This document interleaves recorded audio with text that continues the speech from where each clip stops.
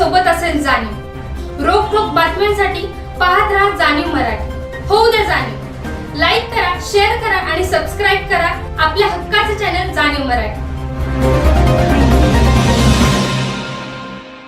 मागचा उद्देश चालू गळीत हंगामातील ऊसाला प्रति टन 4,000 रुपये मिळाले पाहिजे आणि हे शक्य आहे, कारण साखरेचा भाव आज 71 रुपये 72 रुपये आणि यांचा उत्पादन खर्च 800-900 रुपये।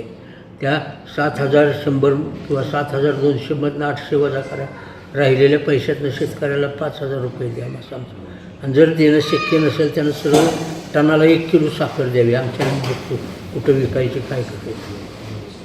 पण आता असं होणार नाही। आता जर नाही झालं तर आता राडा होईल आणि हा राडा न स्वसणारा होईल। हे म्हणजे काय अगदी ह्याच्यासारखं बिहार ह्याच्यासारखं न भूतो न भविष्यतो असं।